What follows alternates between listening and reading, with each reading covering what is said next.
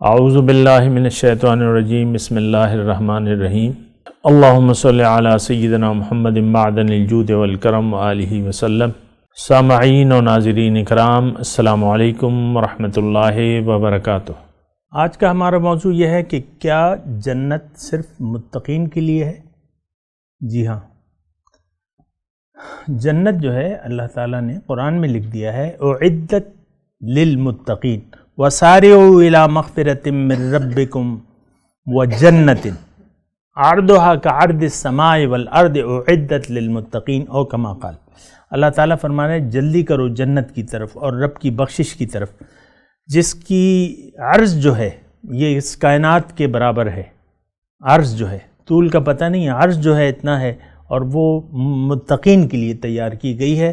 لہٰذا یہ بات جو ہے دیکھیں، ہر چیز کے یعنی یہ تو ہماری مطلب عام طور پہ دنیا میں بھی ایسا ہوتا ہے کہ آپ خاتون خانہ ہیں، وہ کچن میں جا رہی ہیں اور مثال کے طور پہ وہ پلاؤ پکانا چاہ رہی ہیں یا بریانی، چکن بریانی آپ بنانا چاہ رہی ہیں، تو آپ مجھے بتائیں کہ اگر آپ کے پاس چاول نہ ہو، چکن نہ ہو، مسالے نہ ہوں، تو آپ بریانی پکا لیں گے؟ کوئی صورت ہے؟ تو یہ ہر چیز کی اپنی ضروریات ہوتی ہیں، تقاضے ہوتے ہیں۔ جنت میں جانا جو ہے وہ متقین کے لیے اللہ تعالیٰ نے جائز کر دیا ہے، اور جو غیر متقی ہے وہ تو پھر فاسق ہے، وہ نافرمان ہے۔ فاسقوں کے لیے اللہ تعالیٰ نے نافرمانوں کے لیے جہنم تیار کی ہے۔ اس پہ اچھی طرح کوئی بھی سوال ہو اس کے بارے میں آپ یہ نہیں پوچھ سکتے ہیں، لیکن بات یہ ہے کہ جنت صرف متقین کے لیے۔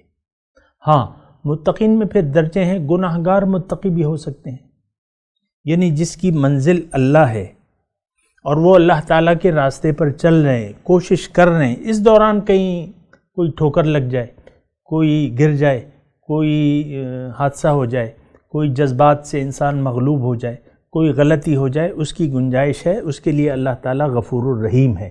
لیکن اگر کسی کی منزل اللہ ہی نہیں ہے اور وہ روش تقوی کی روش اس نے اختیار ہی نہیں کی ہے، نہ کرنا چاہتا ہے، یہ بات بھی ہے نا، نہ کرنا چاہتا ہے، تو پھر یہ ہے کہ یہ بات جو ہے بہت مشکل ہو جائے گی۔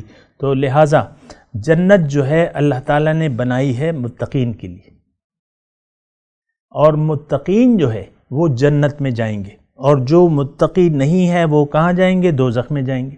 دوزخ ناکامی کی جگہ ہے، جو ناکام انسان ہیں ان کی جگہ دوزخ ہے، جو کامیاب انسان ہیں ان کی جگہ جنت ہے۔ اور جو کامیاب انسان ہیں ان کی دنیا میں اگر آپ پوچھیں، ان کا اللہ تعالیٰ پر یقین تھا کہ ہاں اللہ ہی میری منزل ہے، اور ان کا رسول ان کے سامنے رول ماڈل تھا کہ ہاں میں نے رسول کا حکم ماننا ہے اور رسول کے اپنے آپ کو رسول کے حوالے کرنا ہے۔ تو یہ متقین کی وہ ہے، یعنی جنت کا میں نے آپ کو بتایا۔ دوسرا ایک جملہ رہ گیا تھا کہ تقوی کیسے حاصل کیا جا سکتا ہے، ہم نے ایک نشست میں بات کی تھی، لیکن یہ ہے کہ دیکھیں تقوی آپ حاصل ہی نہیں کر سکتے، آپ تقوی کے قریب بھی نہیں جا سکتے جب تک اللہ تعالیٰ آپ کی منزل نہ بن جائے، یا آپ کے ذہن میں پورا یقین نہ ہو کہ میری ملاقات اللہ سے ہونے والی ہے۔ اگر آپ اللہ کی ملاقات کے متمنی ہی نہیں ہیں، آپ کے ذہن میں ہی نہیں ہے اللہ سے ملاقات کا تصور، پھر تقوی جو ہے وہ آپ کے لیے غیر ضروری چیز ہے۔ پھر تقوی کیا ہے؟ غیر ضروری چیز ہے۔ آج عام طور پہ ہم اللہ کی یاد کو دل سے بھلا کے زندگی گزار رہے ہیں، اور تقوی جو ہے وہ ہمارے قریب سے بھی۔ آپ دیکھیں ہمارے منہ کھلا ہوا ہوتا ہے، ہم عام طور پہ میں کروں، یعنی ہم آپس میں بات چیت کرتے ہیں تو اس وقت یاد خدا نہیں ہوتی، آپ دوست سے بات کر رہے ہیں، کسی رشتہ دار سے بات کر رہے ہیں، والدین سے بات کر رہے ہیں، لیکن وہ یاد خدا ہمارے ذہن میں نہیں ہوتی۔ اور پھر جب آپ کے ذہن میں اللہ کی ملاقات کا تصور ہی نہیں ہے، تو پھر آخرت اور تقوی، جنت، یہ ساری چیزیں جو ہے وہ پھر انسان بھول جاتا ہے۔ آپ دیکھیں آج جنت میں جانے کی ہماری کوئی خواہش ہی نہیں ہے، حقیقی خواہش، آرزو تو ہو سکتی ہے، تو آرزو سے تو جنت نہیں ملے گی، جنت ملے گی عمل سے، ایمان اور عمل دونوں چیزیں۔